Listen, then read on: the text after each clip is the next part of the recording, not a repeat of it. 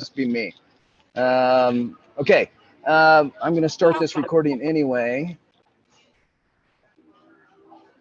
Stop. No, we're already recording. So whoever's listens to this in the future just has to make fun of us for not having a producer. I don't know where he is today.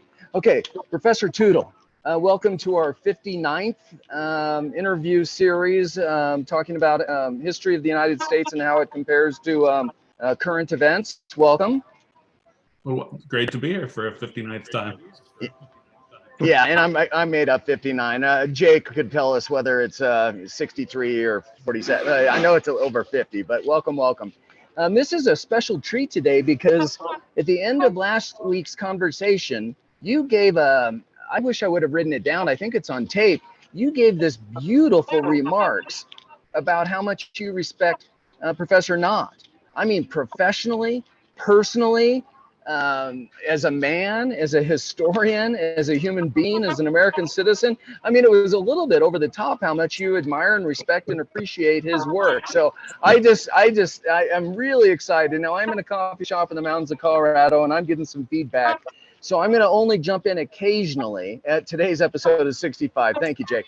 I'm going to only jump in occasionally because you like, respect him. You've read most of his books. This will be a better interview, Professor Tootle, when you're interviewing a prestigious, retired now Professor Stephen Knott from the Naval War College. I'm an Army guy. Won't hold that against you. Professor Knott, welcome.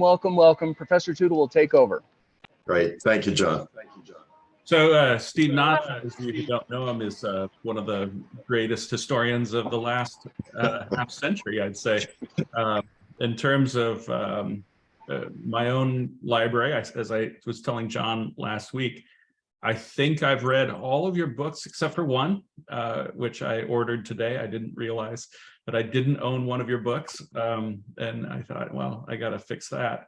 But I was looking through my library at home and I realized that I don't have, the only one I have here at home is your most recent book, which everyone should run out and purchase, Coming to Terms with John F. Kennedy. And the reason it's at home is I haven't finished it yet.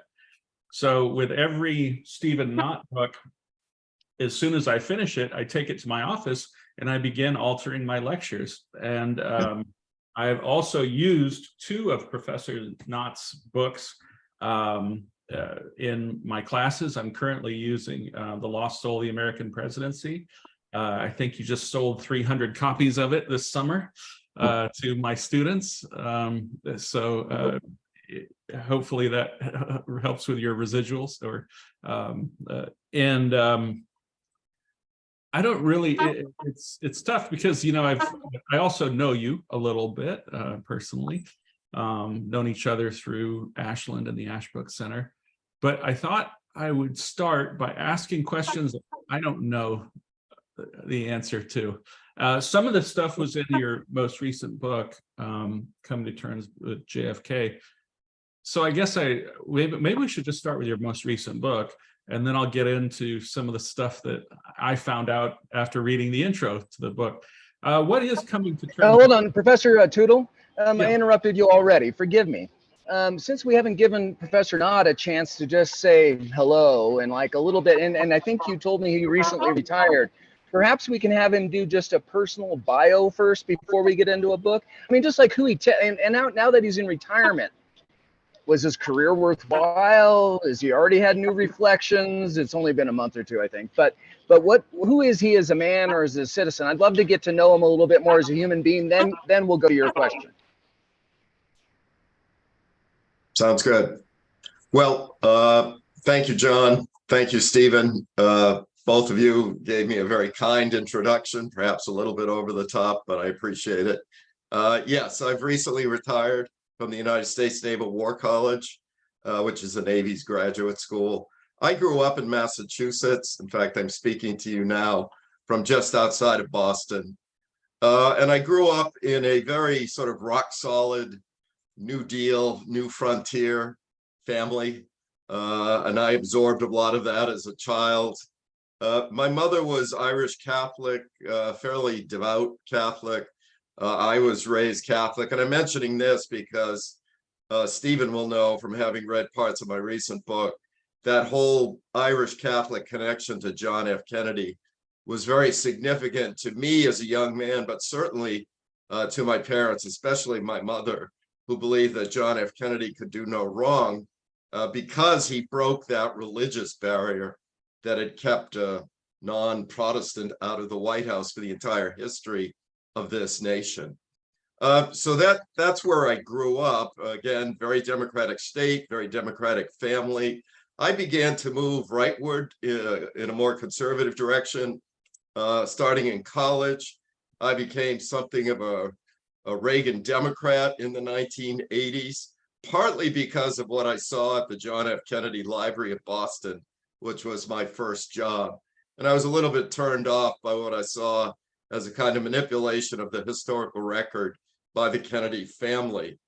So I moved rightward. As I said, I became a Reagan Democrat, and I stayed there for quite some time. But I do have to admit, in the last, well, really since 2016, I began to reconsider some aspects of that transition in my life. I found the Trump presidency to be quite disturbing. And so I thought it was time for me to go back, look at that earlier upbringing of mine, perhaps revisit some of the intellectual influences from my earlier days. And I think what I produced in this latest book, and I would hope throughout most of my work, is a kind of nuanced understanding of American history that's free from ideological preconceptions.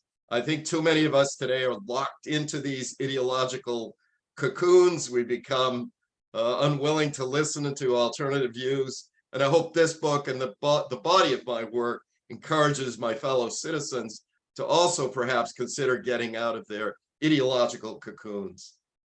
But you are patriotic. Yes, very. So Yes. in a sense, and this is something that we've discussed quite a bit on this channel, your dedication to the Constitution and to the Declaration of Independence is in itself a kind of ideology. I mean, you're committed to the ideals of pluralism. If I don't want to put words in your mouth. No, that's fair. No, absolutely true.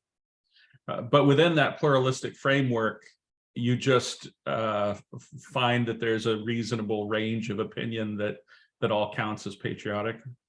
I do. And I've had this debate before with some of my conservative friends, some of whom perhaps view those on the more liberal side of the equation to lack a certain patriotism. And what I've always tried to say to them is that I think some of my liberal friends put more emphasis on the egalitarian aspects of the American founding. They're more wedded to that Jeffersonian notion of all men being created equal and endowed with certain inalienable rights, etc. That to them is far more important. My friends on the right tend to be more focused on individual liberty. And, you know, there is a tension there, but it seems to me that that's part of the greatness of the American system, that it balances these egalitarian instincts with an acknowledgement that there is a certain zone of freedom that government or your fellow citizens or the tyranny of the majority just should not and cannot intrude. And now that you're looking back on your career, and I hope that your writing career isn't finished, there seems to be that kind of an arc. I don't know if you've noticed that, the Hamilton and the persistence of myth to the coming to terms with John F. Kennedy. I would say, in a way, let me think of it. Here's a cute metaphor. It's like a hug. You're hugging the pluralistic American political tradition with the arc of your books, or you can say it's under the same umbrella. But do you find that? I think that's true, Stephen. And what I've tried to do in almost every book that I've written is dispel certain myths, whether it's about John F. Kennedy or Alexander Hamilton or Ronald Reagan or George W. Bush. I'm probably the only person on the planet, by the way, who's written a book defending aspects of Bush's war on terror and also defending aspects of John F. Kennedy's presidency. But nonetheless, what I've tried to do is to dispel certain myths that have grown up around various American political figures that do tend to be propagated by these ideologues. I just find that very discouraging in a republic where citizens should, one would hope, approach these matters with seriousness and free of ideological cant and, or is it cant? And, you know, act as citizens, which requires work. And I fear these days, a lot of my fellow citizens are unwilling to do the hard work of citizenship and instead would rather tune in to talk radio or some networks on television and be spoon-fed the same diet night after night after night. So my work, I hope, challenges some of that tendency in the American body politic. So I have two questions for you then. The first is, what was your high school education like? And then, you know, maybe some books that you liked in high school and or that influenced you as you went on to college. And I guess I'll just leave it there. I'll save my next question. But what was your high school education like? So I went to a large public high school in central Massachusetts. It actually consisted of students from 5 separate towns. I think these days it's in the top 10 in terms of largest high schools within the Commonwealth of Massachusetts. It was an enormous school. I was there from 1971 to 75. There were some serious drug issues. It's a good school then and now, but it was kind of a wild time. That did turn me off a bit and may well have contributed to a kind of later conservatism in me. I mean, it was very common to have to walk into high school through a haze of pot smoke, etc., at a time when this stuff was supposedly illegal. I went from Wachusett High School to a small Catholic college in central Massachusetts, again, just down the road from my high school, called Assumption College, which is run by a small French order called the Assumptionist Order. And it was there that my political views really began to change quite a bit, in that I had a number of professors who emphasized a kind of classic liberal arts approach to education. And I started reading some of the great writers and thinkers of the Western canon. And that was a real change for me, and it had quite an influence on me and moved me away somewhat from my rock solid egalitarian New Deal, New Frontier democratic views. By the way, much to the chagrin of my parents, who thought I was being corrupted. That's a very different experience. And now you mentioned media outlets. Where do you get your news today? Yeah, so I will admit, Stephen, and you probably know this quite well, I spend more time than I should on places like Twitter. But I will say that I try to seek out a variety of views. Most of the stuff that I read is online. And but I've been asked this in the past. One journal that I would recommend, and I don't know how this will go down with some of your listeners, but I do think The Economist, the British publication, tries to be somewhat objective. And I do subscribe to The Economist. But again, I have to say, Stephen, I get most of my news. I subscribe to the Washington Post, the New York Times, the Boston Globe, which is our big local newspaper. But I'm always trying, and I will have to say this as well. I also spend a lot of time, this is not I'm not the most exciting person in the world, John and Stephen, you need to know this. I spend a lot of time watching C-SPAN, and particularly I think it's C-SPAN 3, which has just some terrific lectures by various authors, historians, political scientists, scholars of all stripes. I really enjoy that and learn quite a bit from watching C-SPAN. So if you were to go by decade and think about then did you do political science and history, or just history? Yeah. Just political science, Steve, believe it or not. I'm actually a closet historian, but my degree is in political science. How dare you? Now you're suspect. I know. But if you were going to go by decade, and who would be the sort of historians or political theorists who you were reading in the, let's say, 80s, 90s, 2000s, and then today? Who do you what's the arc of who influenced you?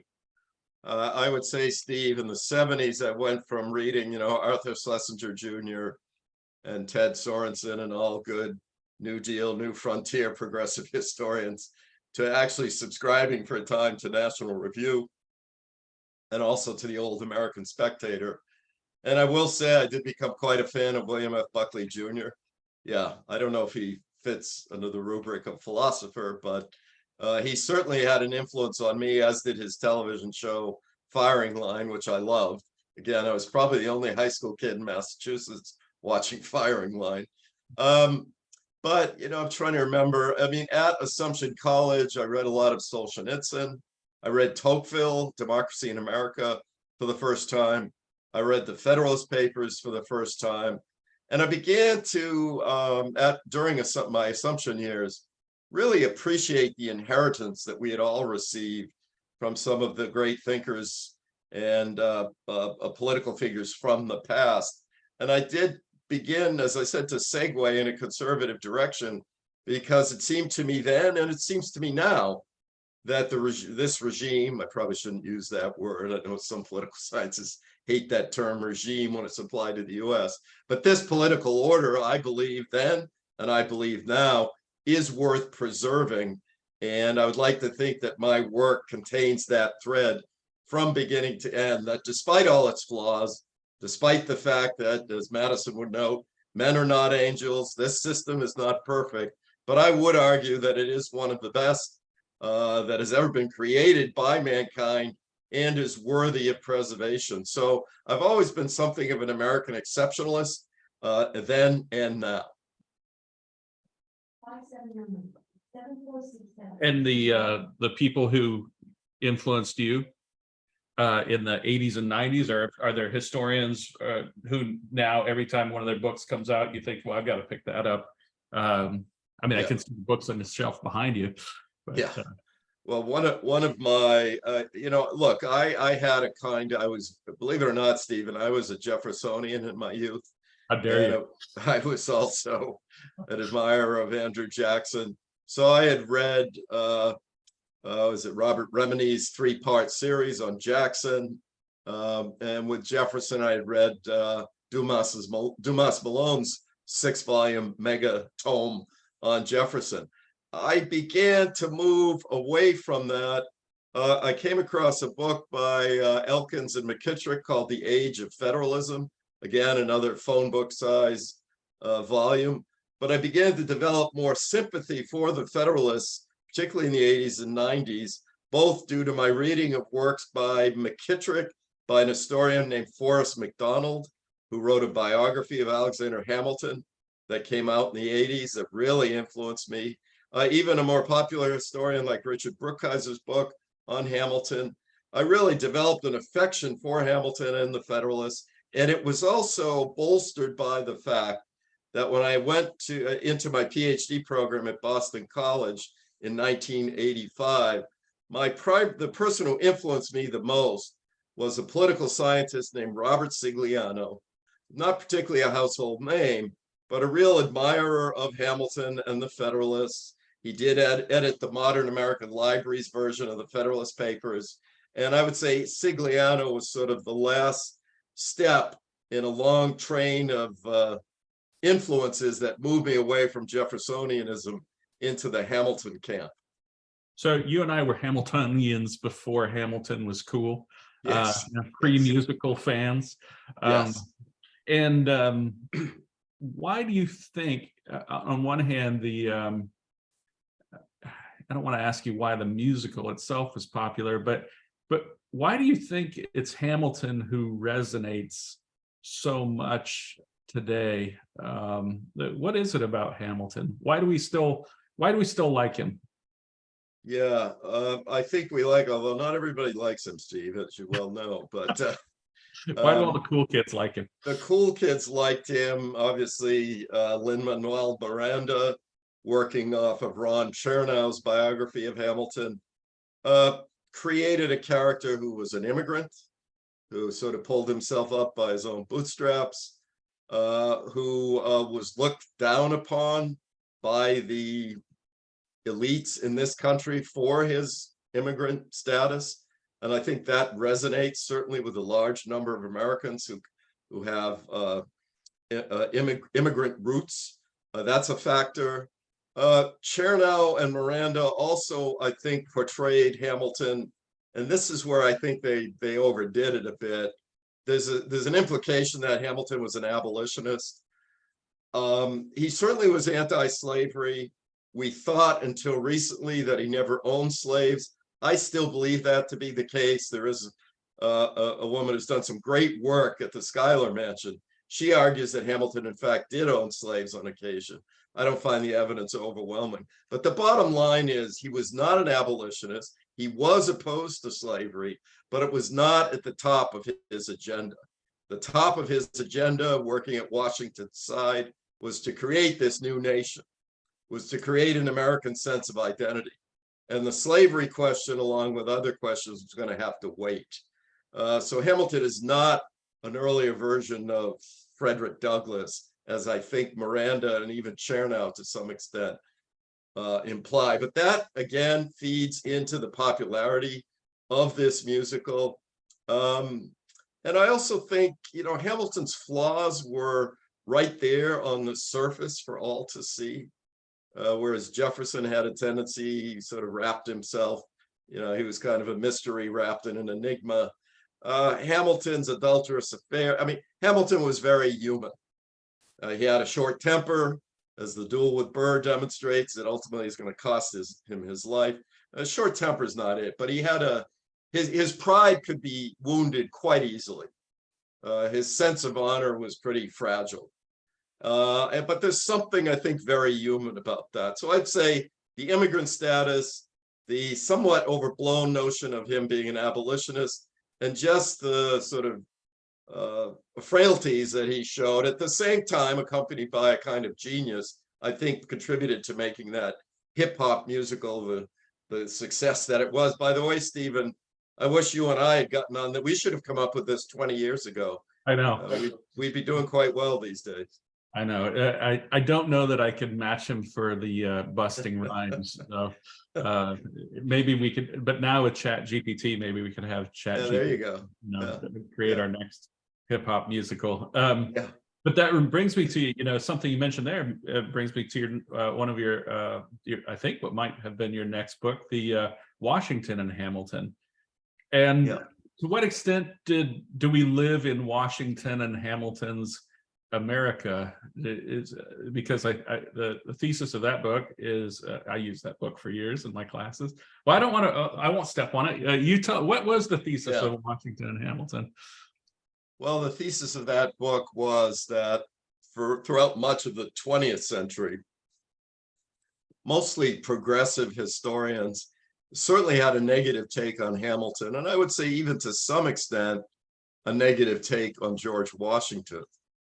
They were all, for the most, not all, but many were dyed-in-the-wool Jeffersonians.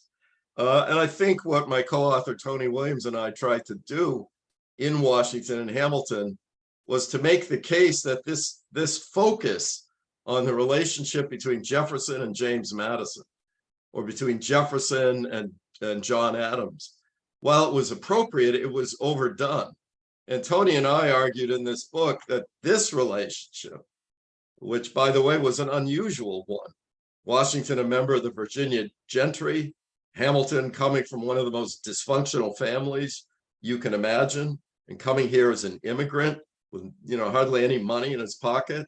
The fact that those two were thrown together during wartime and developed a bond, at first very much a superior and a subordinate, Hamilton the subordinate, but I think over time they become something almost of co-equals. And I think, and Tony and I agree, Tony agrees with this, that relationship is responsible more than any other for creating the institutions, whether it's the presidency or even the courts, and creating the economic strength. Hamilton's policies at the Treasury Department, done at Washington's behest. People always forget this. those institutions that they created sustain this nation to this day and saw us become in relatively rapid fashion a world superpower.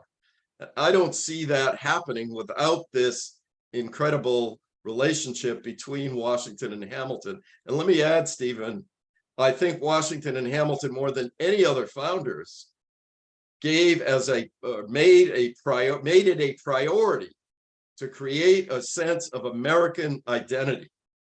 They wanted the American people to stop thinking of themselves as Virginians or New Yorkers and think of themselves as Americans. And we take that for granted nowadays, but that was no easy task in the 1790s. And I think by the end of their time in office, they had taken us pretty far down that road of creating an American identity. So for all those reasons, I see this as the critical relationship.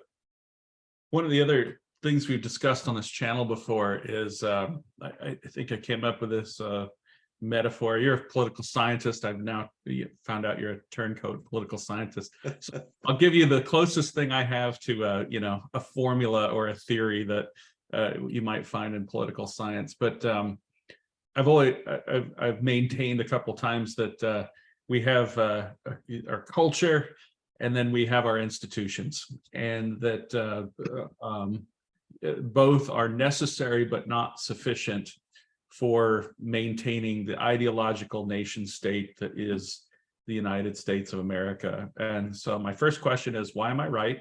No, I'm just we both worked with Peter Schramm, and his we of course remember his famous essay, Born American but in the Wrong Place. You said that we take for granted this thing we now have, this thing that resulted from a culture and these institutions. But in your book, The Lost Soul, The American Presidency, I guess my next question is, should we be concerned about either the culture or the institutions right now? Are we losing that culture? Are we losing those institutions? Well, I've never been more concerned about the future of my country than I am at the moment. I've been around. I just turned 66, unfortunately. Well, I guess that's better than the alternative, as they say.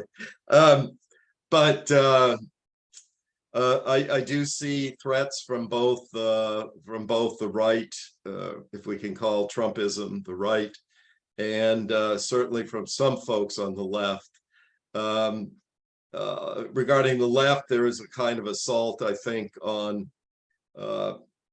certain American, not just American traditions, but Judeo-Christian traditions. I think a tendency to want to shove it aside and to not allow it to even be taught. Now that maybe that's a little bit over the top, but there certainly have been plenty of examples of certain speakers and perhaps certain courses and certain texts being literally pushed off campus. That's not healthy. But I have to say, Stephen, the thing that concerns me most, and I don't want to get this too partisan, since I'm the one who's making the case that one should avoid excessive partisanship and ideology. But I do fear some of the elements of Trumpism even more. I see that as a far more dangerous threat, in that one political party seems to have been essentially taken over by a movement that I believe has some very dangerous tendencies. So I'm extremely concerned. I do think, Stephen, the kind of work that you and I have done at the Ashbrook Center and in our own classrooms, at our own institutions, I always make an effort to bring my students up to speed on just the basics of American civics. I'm just shocked. Even members of the military I taught, who take an oath to preserve and protect the Constitution, just a kind of total lack of awareness of the very basics of separation of powers and checks and balances and the rule of law, et cetera, et cetera. So I've always tried to do that. I know you've tried to do it. It's vital work. It needs to be done. But Mordy needs, you and I can't turn this around on our own. Well, and we should probably plug your So- co-author, Tony Williams, and the Bill of Rights Institute as well. True, true. That is the focus of his work as well. Sorry. So, professors, let me interrupt here on that point. So, Professor Knott, I had read or listened to several of your speeches on the lost soul of the American presidency. And I was interested that former President Trump was on the cover of that album with Washington. And I have a political science degree and a law degree, but I'm not sure who the guy is in the middle. I think it's President Jackson, but maybe it's somebody else. It is. Okay. Yeah.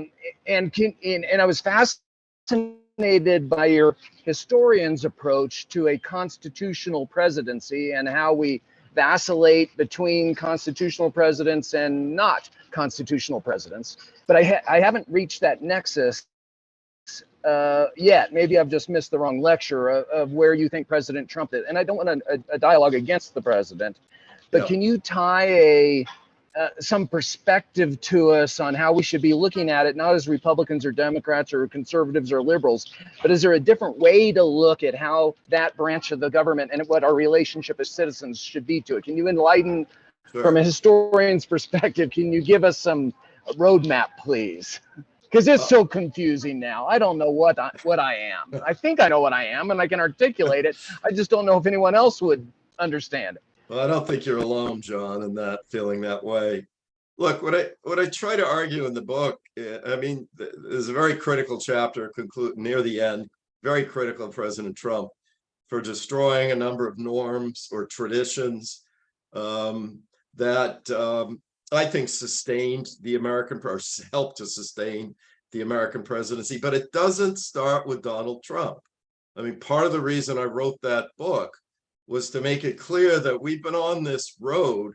And the road I'm talking about begins a little more than 100 years ago with Teddy Roosevelt and Woodrow Wilson, who turned the presidency into the voice of the people, who personalized the office of the presidency, and who at times even expressed a certain contempt for the Constitution, certainly for checks and balances, certainly for the other branches of government, particularly the judiciary. We've been on this road now for some time where presidents have seen themselves in a way as the be-all and end-all of American government. And, you know, well, it's not a coincidence. Part and parcel of that transition is T.R. Wilson's belief that the president needs to take his case directly to the public, both as a candidate and as a chief executive. And that is a reversal of 120 or so years of history that from Washington up to, for the most part, William McKinley, presidents just didn't do that.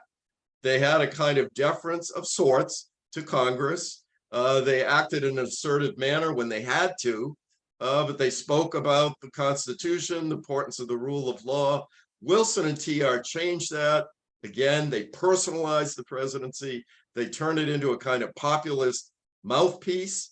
And I think it encourages a kind of demagoguery. And Trump's not the only one who's engaged in this. You know, I cite other examples of Democrat presidents who have engaged in demagoguery. That's a very dangerous path. And to me, Donald Trump represented the epitome of this demagogic populist presidency. And I think we as voters as citizens, have a responsibility to reject that if we're going to keep this republic.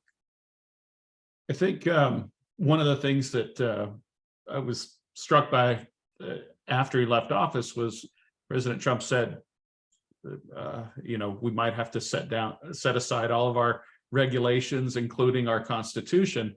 And I don't think we've ever had a president say, I would break my oath of office if I was able to. And again, or a single military officer or fireman or cop. I've just never heard anyone say that.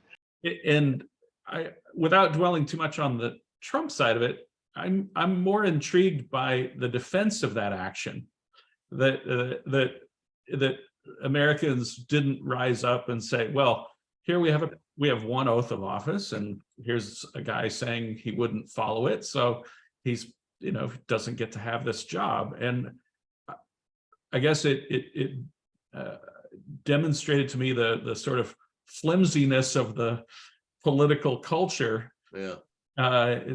In that it wasn't an instantaneous disqualification from future office. Yeah, and as far as I'm concerned, it certainly should be. And look, Stephen, I think you and I know folks who are supportive of President Trump and his agenda. And at the same time, they would argue that they are patriots, that they are admirers of the framers of the American system. I find that almost impossible to fathom as well, but I'll make the attempt here. I think, and there's a kernel of truth here for sure, there perhaps has been decades of governmental engineering that many of these folks believe their voices, their interests were not taken into account. And Trump punches. He really hits back at the kinds of people, whether they are elected or members of the so-called deep state. He hits them, and they enjoy that. They like that. Finally, somebody seems to be speaking up for the silent majority. And I get it, but I do wish. I mentioned to you guys earlier, I began to move rightward in college and through the 80s and 90s. Part of the reason I began to move rightward is I saw too many folks on the left who were contemptuous of the United States and its institutions, who had a tendency to assume the worst about every American decision made, whether it was by Bill Clinton or George H.W. Bush or Ronald Reagan. They always assumed the worst. They always assumed some evil cabal was behind it. There was a kind of embrace of a conspiracy theory interpretation of American government. And now I see that dominating the Trumpist movement, where conspiracy theories are put forward to explain everything under the sun. And I just think that I find that so anti-intellectual, anti-small r Republican. It's just incredibly dangerous. And so that's why I've shifted a little bit back, perhaps in a more left direction, although not all that far. So we're in a bad spot. There's no doubt about it. There's in a way, two sets of truths out there, and there's absolutely no consensus on some simple facts. So I want to make sure we get a couple of the questions that have come in during the chat. And sorry if these seem a little bit like non sequiturs. It's okay. Tell some jokes in between or something. But the first question is, what classes did you teach? Did you teach political theory, or did you teach straight history classes? And what classes do you currently teach? I know you still teach at Ashland, correct, in the MAG program? Yeah, I was just out there last week, Stephen. I taught the American presidency from Andrew Johnson to the present. Other than at the Naval War College, I tended to teach courses on the American presidency, sometimes on American foreign policy. I wrote a book on how early American presidents used what today we would call covert operations. So that's always been an interest to me. I've taught courses on the Congress.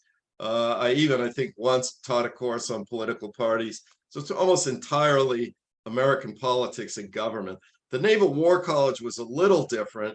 I taught electives on the presidency, but we were all required to teach core courses called National Security Policy Making, which basically tried to bring these mid-level American military officers up to speed on the national security policymaking process. So it was much more nuts and bolts at the Naval War College, but at other institutions, it was sort of American government politics writ large. You told a story once about the most shocking thing that you had ever seen at the Naval War College, and I wonder if you could, but it had to do with Vietnam. Is that enough of a clue? Yeah. Why don't you tell the audience about this shocking experience you had? Yeah, well, so I was in my first class one day, And on certain occasions, so the Naval War College has not only students from all the American services, Army, Air Force, Navy, Marine, Coast Guard, etc., but also from 60 different countries, allied countries of the United States. And one day in my first class, I walk in and I had two students from Vietnam. And of course, as I'm sure you guys all know, these days, the United States and Vietnam are fairly close to one another. And in fact, the USS Ronald Reagan just made a port call, I think in Haiphong Harbor, of all things. So we're both concerned about China. We're trading partners, et cetera, et cetera. But I had these two students from Vietnam in my class, and they were wearing the kinds of uniforms that when I was a kid in the 60s and early 70s, I used to see on the nightly news of the enemy, you know, that sort of olive drab green with the bright red epaulets with a gold star. And it was just a bit of it just took, I was like, oh my God, the world has really changed. And I should mention, Stephen, one other shocker at the War College. One of my faculty colleagues, I didn't know him well, was Nikita Khrushchev's son, Sergei Khrushchev, who, look, again, my earliest memories of the Cuban Missile Crisis and being afraid of nuclear incineration. And there I am teaching 50 years later at an institution with the son of the man whom I despised and whom I thought was going to try to kill me. So those were two sort of shocking developments in my teaching at the War College. Yeah, you did have a unique experience. Why? I mean, I don't know. Maybe I should ask you this offline. But like, why did you decide to hang it up now? What's well, I mean, I'm 66. If it's too personal, but no, that's fine. I have a 2-month-old and a 2-year-old granddaughter, 2 granddaughters. I'm in a position, Steve, to retire. I'm very fortunate that way.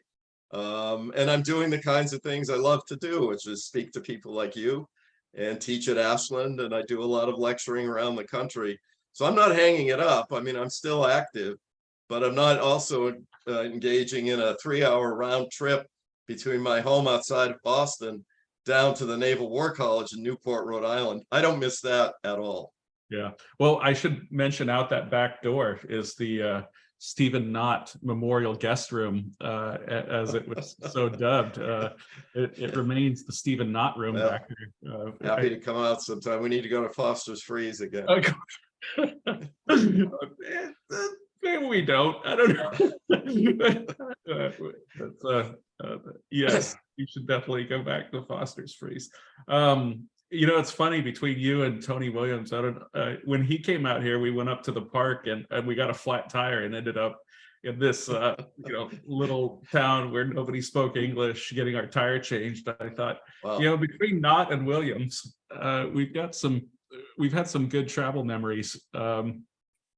At any rate, what are you reading right now? Anything I should be paying attention to? What's on my desk? Yeah, so I've gone back to a book that I really love. You had asked me earlier about some favorite or influential historians. I'm not sure where it is, but Daniel Walker Howe wrote this classic, well, I think it's a classic, Oxford history of the Jackson. Well, I think it's from the end of the War of 1812 up through the end of Jacksonianism. Yeah. It's called What Hath God Wrought? Yep. And it is, I think, one of the best examples of a broad narrative history of the United States at a particular time. But he also challenges us as readers, I think, to reconsider again some of the stereotypes, some of the conventional narrative that's in place regarding people like Andrew Jackson, John Quincy Adams, Daniel Webster, John C. Calhoun, etc. These giants of early to mid 19th century American politics. I love that book, and this is the second time for me to go through it. So that's what I'm reading at the moment, Steve.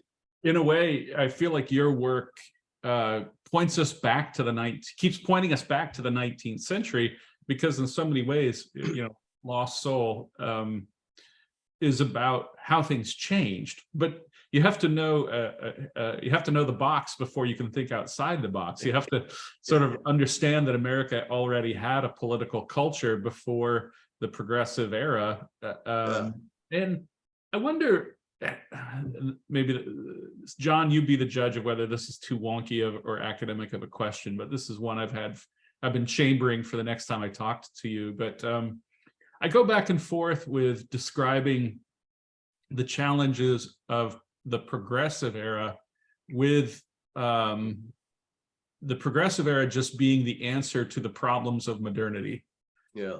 And in other words, by the late 19th, let me get wonky for a second. By the late 19th century, Americans and people around the world are aware of the overwhelming complexity that is telling them that they can no longer understand the world, and they're grasping for answers. And what the progressive era offered was an answer. Here's an answer to this, question we have. And so I go back and forth between calling this the change, the progressive change, or just the reactionary modernity, the reaction to modernity. And I wonder if you had ever had any thoughts along those lines. Do you ever thought about it that way? Well, you put it quite well, Stephen, and I don't know if I'll be able to live up to your eloquent statement of the conundrum here, but I'm not satisfied. I've never felt so. When I taught American Presidency 2 last week, we spent a decent amount of time on the so-called Gilded Age presidents who were routinely dismissed as mediocrities, which I think is unfair. But when we get to when we get to TR, when we get to Wilson, when we get to FDR, and we talked a little bit about Herbert Crowley and some of the more academic or scholarly or media types who were progressive figures, it does. I mean, TR was convinced that this country was on the verge of a revolution, and it was going to be rooted in class conflict. Now, we can look back and say, well, maybe he was overstating that, but I don't question. I think he genuinely believed that. Mm-hmm. And I've never received a satisfactory answer from some of my conservative friends whom I admire, who are quite critical of TR and of FDR and of Wilson. What would have been the appropriate response to a nation that's shifting from an agricultural economy to a fully industrialized one, that's absorbing millions of immigrants, that's now becoming part of a system of globalization? What were we really supposed to continue down the same path of, hands off, laissez-faire, let the business cycle find its path, find its balance or whatever? I just, it seems to me there is a good argument to make, and I've actually made it in regards to Franklin Roosevelt, and I'm not the only one, of course, to say this, that he saved American capitalism. I mean, we did not go down the path of Germany and some of the more industrialized European nations. And I think some of that is attributable to Roosevelt's optimism, granted his programs, mixed record at best. But, what, again, I keep coming back to this. What were these people supposed to do in the face of, in FDR's case, 25 to 33% unemployed, banks closed across the country? What were they supposed to do? Just tell the American people the business cycle will correct itself? I don't find that a fulfilling response. Well, just to say, probably the man I admire the most is my advisor, Alonzo Hamby, and his last book was For the Survival of Democracy, which makes the case precisely that, say what you will about Franklin Roosevelt, he always deserves to be, number 3, because he saves democracy. I sometimes come back to this idea that maybe we're presented with a false choice that progressive intellectuals gave us in the late 19th, early 20th century, because sometimes when I dig a little deeper into the political history of the actual politicians from the late 19th century, I find them making arguments for pluralism that are pretty compelling and were pretty popular. You just have to read McKinley, and that's why I'm excited to read. I just got in the mail yesterday the new Oh, yeah. Garfield. I find, and I don't, again, I haven't, I literally just got it yesterday. So, but from every time I start digging into what politicians were arguing on a really local level, but also at the national level, once you move away from this idea that your choice is either capitalism and some sort of Herbert Spencer, survival of the fittest, rugged individualism, or collectivism. Yeah. There were still a lot of regular politicians just making the case for our institutions can handle these challenges and federalism and things like that. But I wonder if we aren't falling victim to the kind of elite back and forth story when we discuss that transition. Sorry, this is getting wonky. I think we put John to sleep. Brackney, are you still awake? No, we literally put him to sleep. Did we really? His image is frozen. Yeah. No, that's incredibly well put, Stephen. And I don't really have anything to add to it, except that I do think, again, we are trapped, particularly these days, in these simplistic ideological constructs, and it doesn't benefit anybody. Have you heard about this? I know you read the review because you were kind enough to read my review of it before I published it. And this book, The Myth of Left and Right, by the Lewis brothers.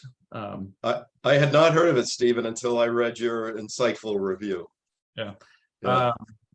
I feel like it's a book that could have been longer,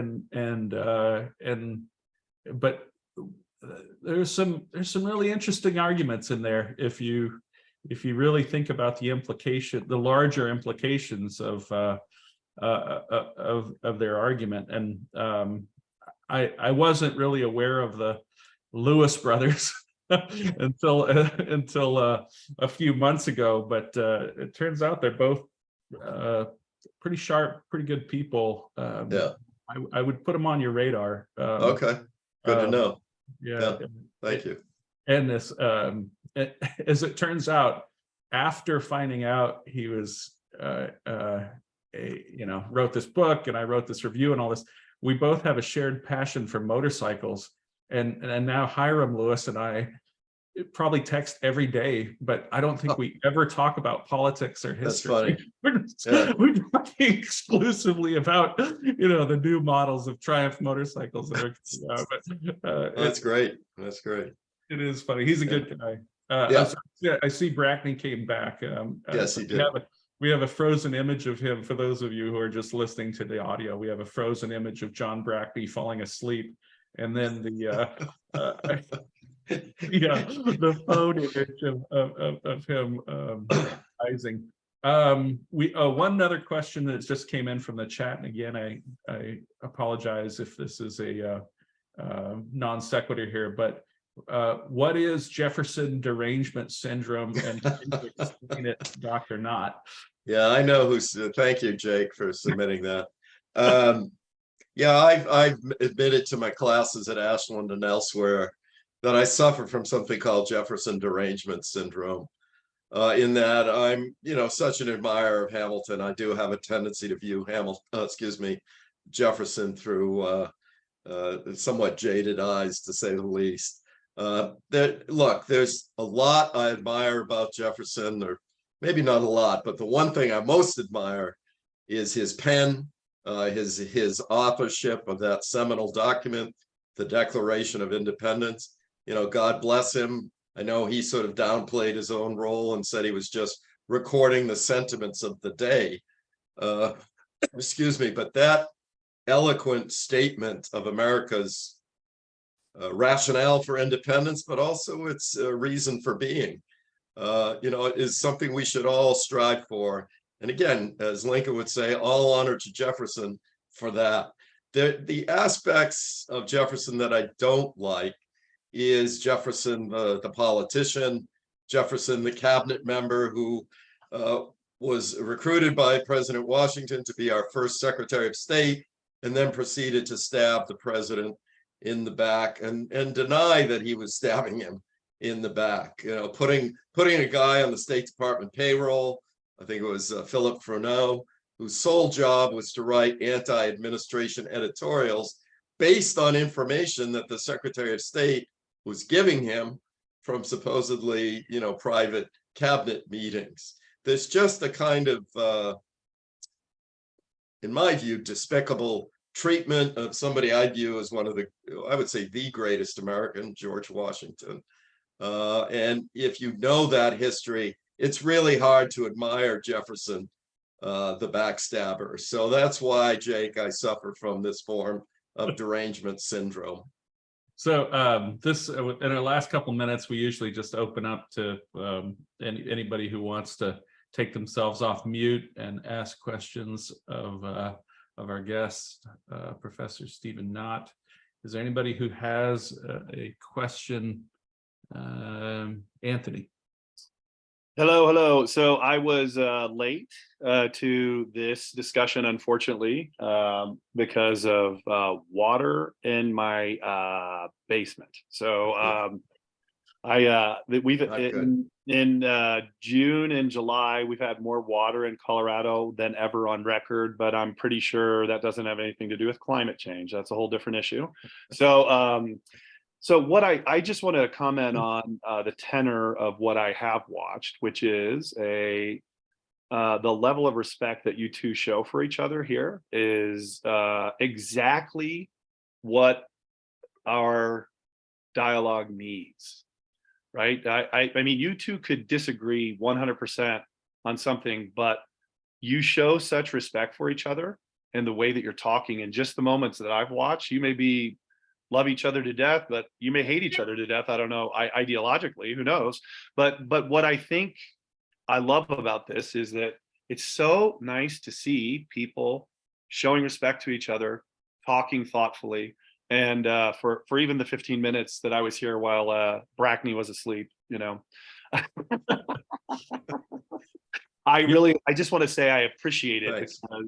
And it, you know what it makes me happy about too is that collegially or whatever in the academia world that both of you exist, that I'm 100% sure you reflect this to your students. And that is the context of good learning, of growth, is for there to be respect and dialogue. So I just want to comment on that. Well, thank you, Anthony. I really appreciate hearing that. And, you know, I hope it's become a cliche, but the collapse of civility in our political discourse is incredibly troubling. And, you know, you can't sustain a republic if people are accusing their opponents of being traitors.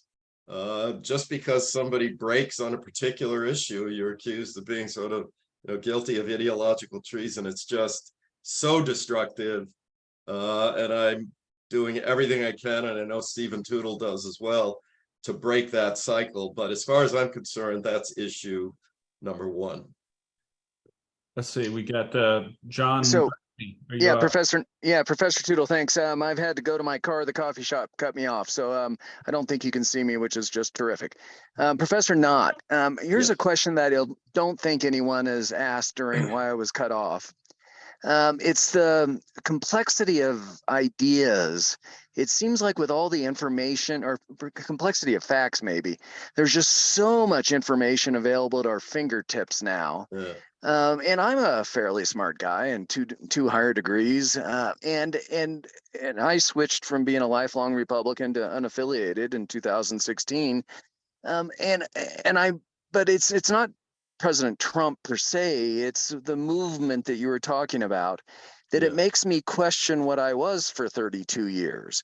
And so when I see, you know, I feel like I'm a stronger conservative than I've ever been, but I don't know if anyone else would think I'm that way. And when I Yeah. view issues on the news, I'm wondering if you can give some insights on that. I'm so jealous that you've written 10 books or edited and created 10 books. I've created 0 books. I want to just be a better citizen. Can you give some instincts on how you identify a topic and then Yeah. research it enough to translate that research into something that can be readable to some guy like me? Can you give us some insights on how all of us should be better researchers? Wow, that's a tough one, John. By the way, I have some regrets about some of the uh, positions, some of the stances I've taken over the decades. Looking back on them, I can see where perhaps I fed this beast that has led us to this point, where I believe the Republic is somewhat in danger. But regardless of that, look, I'll be honest with you. I have a PhD from Boston College. When I was going through the PhD program there, political science department, I felt very much as a bit of an outcast. I know, that I'm not saying this to just try to sound humble. I know for a fact I was not the smartest guy there. There were people there that could run circles around me, just in terms of their knowledge of the great books and of Western political philosophy in particular. But I stuck with what I was interested in, and it's all worked out in the end. I guess this is a long-winded way of saying everything I've ever written, in some ways, even though 4 or 5 of them have been published by university presses or academic presses, I've always been trying to aim at a broad audience, not just my fellow academics. And so I've seen that as a priority of mine as a teacher, not just in the classroom, but a teacher, professor who writes books. So I try to reach out to this audience of my fellow Americans. You're asking me for research hints. It's so tough.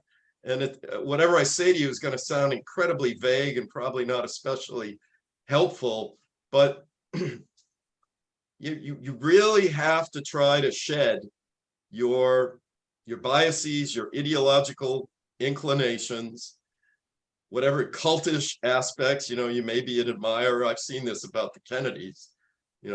Arguably my mother was a cult admirer of John F. Kennedy, who could do no wrong. You got to shed all that baggage. And again, it requires some work. You've got to examine yourself. You got to sort of cleanse yourself of that baggage. You owe it to history. You owe it to your fellow citizens to cleanse yourself, I would argue, of that baggage. And that's what I try to do when I write these books or when I walk into a classroom. Again, I know that sounds incredibly vague. It's probably not the least bit helpful, but that's really the best I can do, John. Well, Professor, I don't mean to make your cliche-ish answer more cliche-ish, but aren't you really just talking about maturity? I mean, aren't you, Yeah. You're talking about us that we all need to be a little wiser. All need to be Yeah. a little just more thoughtful or empathetic, or, understanding that we don't know, can't know everything. A little That's more right. humble, a little more, Yeah. a little bit of more humility. Absolutely. There's Huh. plenty of quotes from scholars who say the more I learn, the less I know. It's something Fair to enough. Well, thanks, Professor. Professor Knott, if I may. Please. My name's John Clark. I'm a childhood friend of your former colleague, Captain Wright. Oh, sure. Oh, hi, John. Hi, nice to see you. Yeah. Good. I jumped in late as well, but I had a question that I think ties in a little bit with John's prior question. I would say to John that his conservatism hasn't changed. It's just that there are a large number of people now calling themselves conservative that are not. Yeah. But that leads me to your most recent book. Was the experience of writing the book about the presidency what led you to go back and revisit Kennedy? Or, was it the changing nature of the presidency that caused you to say, "Hey, I got to go back and look at him again with the benefit of what I've seen since him"? Or was it something that you picked up about Kennedy from another source that sort of led you to revisit him? Well, there's no question that what has happened over the past, and for me since 2016, caused me to want to look back on this influential figure. Before you tuned in, I mentioned how my mother was a Kennedy worshiping Irish Catholic from Massachusetts. The Kennedys could do no wrong. I grew up in that atmosphere. Then later in life, as an adult, I moved rightward for a variety of reasons. But I just felt it was time in my life. This is the most personal book I've ever written. And, the Trump experience rocked me to the core. And I wanted to go back and look at a president that I had once admired and then grew to dismiss. And by the way, I did grow to dismiss him. And I think it's a mistake. I've come to the conclusion that yes, he was a serial adulterer, but the idea that he was all just teeth and hair and telegenic, I think is a myth. There was some real substance there to John F. Kennedy. And one of the things that appeals to me most about Kennedy is he did believe in American exceptionalism. And I make a case in the book that there are strong comparisons to be made between Reagan and Kennedy. Now, by the way, this has turned off both liberals and conservatives. I've heard from both of them who say, how dare you compare those two?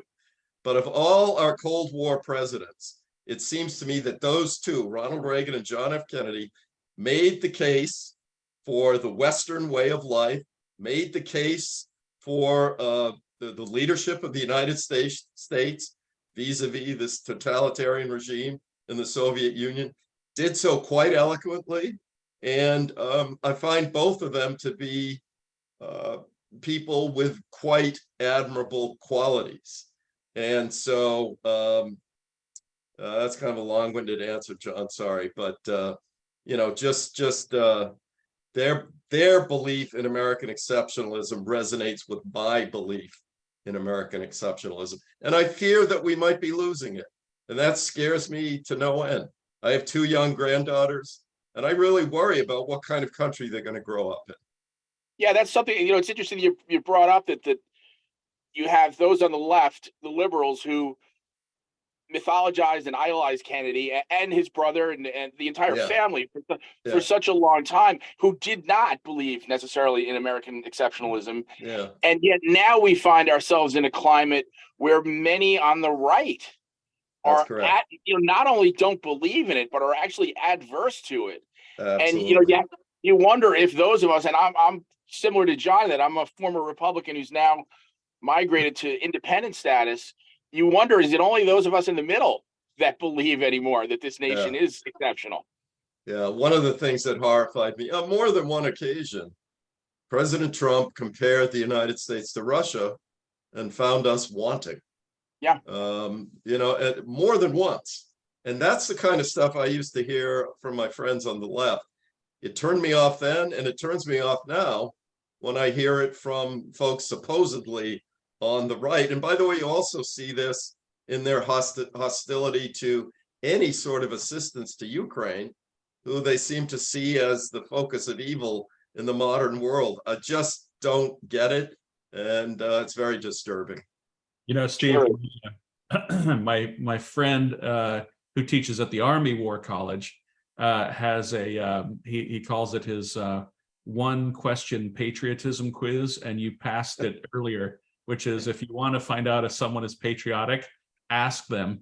And if it takes more than 10 seconds to answer, the answer is no. Is that Tom Brusino by any chance? Yeah, that would be Tom Brusino. Yeah. Okay. Yeah. Well, I'm glad I passed the test, Stephen. Yeah, you passed. Flying colors. And we got to wrap up. But let me ask one final fun-ish question, which is 3 favorite summer activities not related to history or politics. Eating ice cream, which I do far too often. Playing with my grandchildren out in the yard. Wow, why is this third one? Well, this is going to sound kind of boring, Stephen, but my wife and I always use, we live in snowy New England, so we always use the spring and summer months to get a lot of walks in. And we try to take divergent paths every day. So that, I look forward to that. Hey, walking with your wife, eating ice cream, and playing with your grandkids doesn't sound like a bad summer to me. Yeah, now, Professor Tootle, since I co-founded this with you, I get to jump in and ask one follow-up question to Okay. that. Professor Knott, I am not a music aficionado, but our producer, Tony, is on the show still. And Professor Tootle is, boy, he has a weird eclectic taste in music. Yes, he does. Do you have yes. any historical music that is really important to America, or current, contemporary, or both, that you think we should read or listen to in addition to your good books? Regarding music? Any music, yeah. What do you like and why? Well, I'm a big fan, John, of the Beatles. And in fact, my wife and I are going to London. We've been before, but I've never done the Abbey Road studios and the zebra crosswalk. So I'll be doing that actually around this time next month. So I can't get enough of reading about the Beatles, and they were quite influential in terms of my listening tastes as a young So we man. threw off the crown and we immediately go right back to their culture anyway, huh? Okay. That's exactly right. But look, let's face it, John, both the Beatles and particularly the Stones were heavily influenced by, African American, by blues music coming out of the United States. So there's a legitimate connection there. Yeah, Professor Tootle could lecture us on that for hours. Dr. Knott, I will say to you, when you cross that crosswalk, understand people do not stop for you. Okay. So don't make the mistake that people All right. make it seem like it's not, but be careful. All right. Thanks, Anthony. When you take that under advisement. Yeah. John, do you want to sign us off? Because I think we're running out of time here. Yeah. Professor Tootle, this is a joy to have somebody you admire so much on the show. So it's nice to have one wonderful historian that has not written a bunch of books with another terrific historian who has. And so we're going to compare and contrast you both in a future show. This was a pure delight to have you both. Thank you much. The important part of this is how citizens think through this. And I think they've got lots of gems to hang on to this from this conversation today. So thank you, gentlemen. Thank you, John. Thank you, Stephen. I thoroughly enjoyed this. Cheers to all of you. Thank you so much. Have a great day, Tony. Let's sign us off. All right. Somebody else is going to have to do it because I'm not a host. Oh, neither am I. Somebody's got to sign us off, or maybe we all just hang out. Stephen has the capacity. So does Bart. Hit end. Yeah, just hit end.